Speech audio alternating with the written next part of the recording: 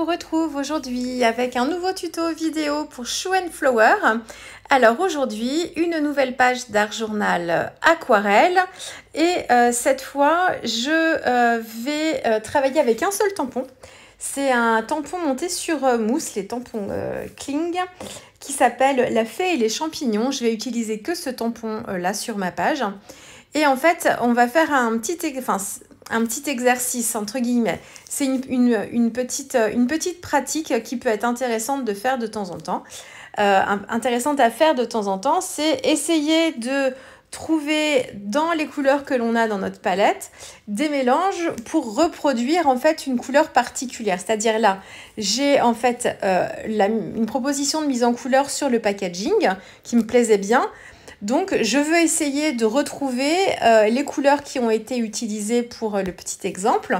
Donc, en fonction des couleurs que j'ai moi dans ma palette, je vais essayer de faire des mélanges. Soit j'ai la couleur à peu près qui correspond directement, mais bon, là j'ai ma palette restreinte. Donc, essayer de décrypter un petit peu les couleurs qui sont sur le packaging, essayer de voir comment je peux les obtenir moi avec mes aquarelles, soit avec les godets purs ou le degré de dilution d'une seule couleur, ou alors en les mélangeant.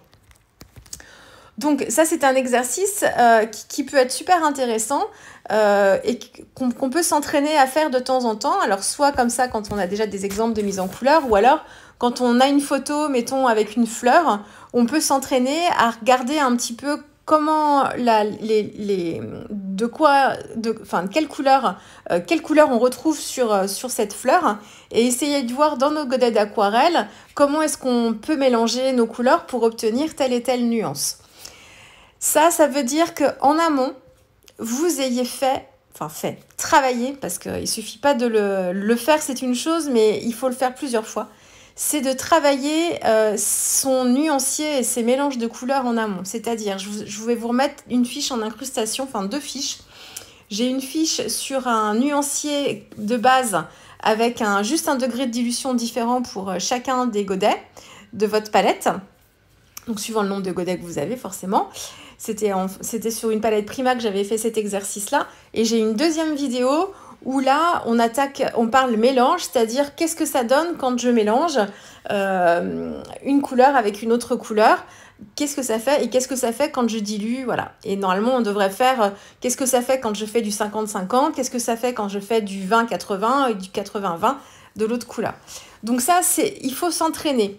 C'est un exercice qu'on fait pas forcément qu'une seule fois. C'est à l'infini en fait qu'on teste les mélanges. Il faut vraiment s'entraîner. Alors quelquefois quand vous manquez d'inspiration, quand vous avez envie de faire quelque chose mais que vous savez pas quoi, il n'y a pas d'idée, il n'y a pas d'inspiration, et ben créez quand même, allez à votre table, prenez vos godets, un papier brouillon d'aquarelle cellulose, ça suffit largement, et testez vos couleurs. Mélangez, faites des tests, mélangez. Tiens, si je mélange cette couleur avec cette couleur-là, ça me donne quoi? Si je dilue beaucoup, qu'est-ce que ça me donne? Si je mets plus de celle-là, moins de celle-là, qu'est-ce que ça me donne? Entraînez-vous. Alors le mieux, c'est de conserver trace des mélanges qu'on a pu faire, mais déjà, en testant juste comme ça va, sans vous en rendre compte, vous allez imprimer en fait ce que vous obtenez et ce que ça fait quand on mélange 2 couleurs ensemble. Quand je mélange un vert avec un peu de gris de peigne, paf, ça désature ma couleur. Quand je mélange du bleu, un certain bleu avec un certain vert, je tire sur une gamme de couleurs et autres. Je le dis, ça fait longtemps que je ne l'ai pas dit, je le redis, c'était ma rengaine pendant très longtemps. Il faut à tout prix vous faire des nuanciers. Alors quand je dis nuancier, un nuancier en fait c'est infini si vous avez plein de couleurs. Mais il faut vraiment vous forcer à faire des mélanges, à tester. Une fois que vous avez fait ce petit travail-là, vous allez voir que quand vous allez rechercher une couleur, ça va vous paraître un petit peu plus facile de trouver comment l'obtenir. Là, par exemple, on est sur un combo de rouge, mais un rouge assez profond, un peu de beige avec quelques nuances et un vert qui, là je vois pas avec les reflets, moi c'est un vert un peu sapin en fait que j'ai un petit peu désaturé. Donc pour ça, bon, moi j'ai une palette d'aquarelle maintenant avec des couleurs que j'ai choisies. Donc c'est une palette restreinte, c'est-à-dire que j'ai plein d'autres palettes avec plein d'autres godettes chez Sennelier, Winsor & Newton, mais je me suis choisi les couleurs que j'utilise le plus et surtout celles qui me permettent, en les mélangeant, de faire le plus de choses possible. Pour avoir ce rouge-là, par exemple, je voulais à la fois avoir un rouge avec un peu de marron dedans, mais je voulais que ce soit quand même lumineux. Donc, j'ai dans ma palette d'aquarelle un rouge qui s'appelle la Lac de Garance foncé, que j'aime beaucoup, qui est un rouge foncé. J'ai le marron de Périlène qui est dans le même esprit que la Lac de Garance foncé, mais encore plus marron. Et j'ai la Garance brune qui est vraiment un marron très très chaud qui tire sur le rouge. Enfin, c'est un brun chaud. Voilà, donc j'ai plusieurs couleurs comme ça que j'aime beaucoup utiliser, mais utilisées comme ça manquait de vibrance en fait. Elles sont quand même assez sombres, ces couleurs-là. Donc pour rehausser l'ensemble, il fallait que j'ajoute un petit rouge beaucoup plus lumineux que ça. Et du coup, j'ai choisi de travailler avec le rouge Helios. Donc, pour avoir cet effet de champignon comme ça, à la fois, il n'est pas lumineux, mais il n'est pas terne, quoi. C'est que j'ai mélangé avec alors j'ai dû prendre la Lac de Garance foncé principalement. J'ai pris ma Lac de Garance foncé et en fait, j'y ai ajouté du rouge Helios pour le réveiller un petit peu. Si j'avais voulu éclaircir ma couleur seulement, j'aurais juste dilué ma couleur, mais j'aurais pas eu la vibrance de mon rouge Helios. Elle vient vraiment rehausser l'ensemble. Donc ça, c'est pour le petit champignon. J'ai utilisé la même chose sur les petites baies en fait de chaque côté. Et ensuite, vous voyez sur le chapeau du champignon, là, on a aussi quand même un effet de transparence. Donc j'ai travaillé mon mélange comme ça. J'ai appliqué une première couche assez diluée. Ensuite, j'ai remis une deuxième couche, pas sur la totalité, un peu moins diluée. Et ensuite, pour marquer les ombres, comme là sur le haut du champignon, je suis revenue avec le marron de Périlène, là, donc sans le mélanger au rouge Helios, pour pouvoir assombrir comme ça et créer quelques petites ombres. Donc ça, c'est pour le rouge. Ensuite, pour le dessous du champignon et puis le pied du champignon, j'ai dans ma palette un gris qui s'appelle le gris chaud de sennelier, qui est très intéressant, qui est très crayeux, assez opaque du coup. Et j'ai commencé à travailler avec cette couleur-là directement. Alors c'est le gris chaud, en fait le gris chaud c'est un petit beige qui est super intéressant et qui m'évite de passer par des mélanges intermédiaires. Je sais que cette couleur-là je l'aime bien, c'est pas blanc, c'est pas gris, c'est gris chaud. Et je l'utilise souvent assez dilué pour pas garder le blanc de mon papier. Donc je l'ai travaillé comme ça, assez dilué. Et ensuite, pour donner un petit côté un peu plus foncé, j'ai ajouté un petit peu d'ocre jaune à mon mélange. Et puis après, j'ai essayé de trouver le bon dosage pour créer les ombres. Alors j'ai dû mettre un petit peu de grit paint dedans pour voir un petit peu ce que ça donnait, mais très très légèrement. Et j'ai dû tester aussi avec un petit peu de bitume. Donc ça, c'est un marron aussi un tout petit peu. Donc j'ai alterné entre les couleurs chaudes et les couleurs froides pour ce beige là et pour me créer mon ombre en fait sous mon pied de champignon. Pour le vert, j'ai pris une base de vert qui s'appelle le vert de vessie et ensuite je suis venue travailler avec un petit peu de grit paint pour le désaturer. Et puis je trouvais que ça manquait de bleu, je voulais un petit vert sapin. Donc j'ai ajouté en fait un petit peu de bleu à mon mélange, mais très très très légèrement. Et puis dans ma palette d'aquarelle, j'ai déjà un vert sapin. Donc j'ai fini par l'utiliser celui-ci et je lui ai rajouté un petit peu de grit paint dedans pour le ternir encore un petit peu. Voilà, bon, il y a plein de solutions, plein de façons de faire en fait des mélanges en fonction des couleurs que vous avez pour pouvoir avoir à peu près la même teinte. Ça dépend vraiment des godets. Dans un godet, vous pouvez avoir des godets qui sont composés de plusieurs pigments. Et puis d'autres en fait qui sont des pigments purs ou qui sont composés de deux ou trois pigments. Donc vous allez voir que quand vous allez mélanger certaines couleurs ensemble, celles qui sont déjà composées de plein de pigments vont tendance à donner à votre mélange un côté un petit peu terreux, des couleurs un petit peu terreuses, parce qu'il y a déjà plein de pigments dedans. Donc ça finit par faire quelquefois à la fin du marron, hein. Donc ça, là encore, on peut le savoir quand on regarde en fait la composition de la couleur alors pas sur le godet forcément, mais sur le petit packaging du godet ou sur internet si vous avez perdu les références, vous retrouvez ça facilement. Mais en faisant vos mélanges, vous allez vous rendre compte aussi que quand vous mélangez, mettons, mon terre verte brûlée, par exemple, il est très très sombre. Voilà, c'est un mélange de plusieurs pigments. Et quand je le mélange avec d'autres, il faut que je fasse attention puisqu'on peut vite finir dans des couleurs comme ça un petit peu terreuses.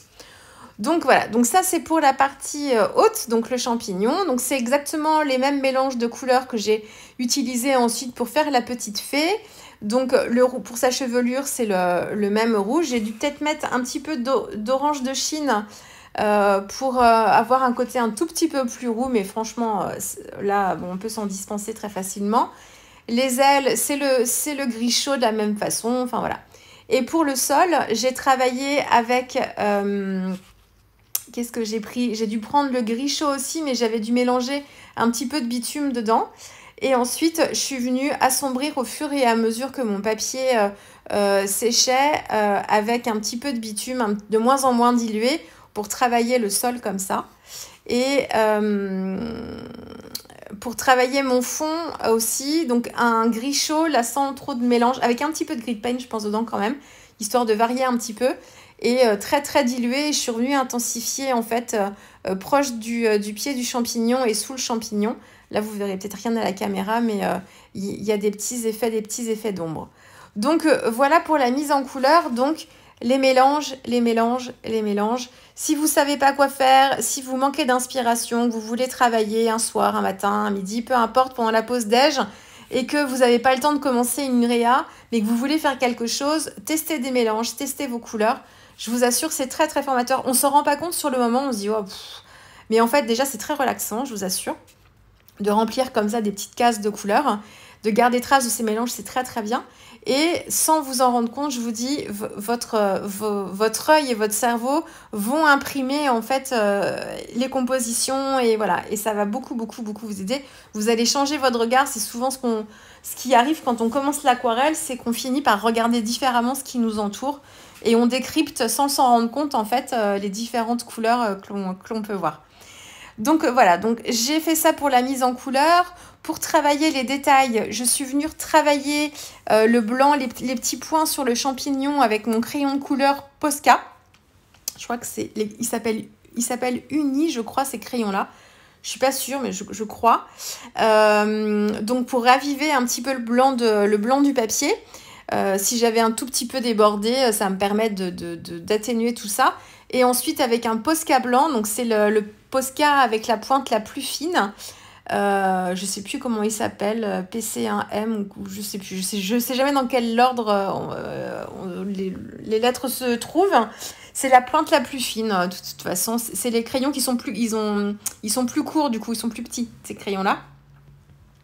Donc je suis venue remettre un petit peu de blanc sur mon papier par-dessus le crayon de couleur blanc.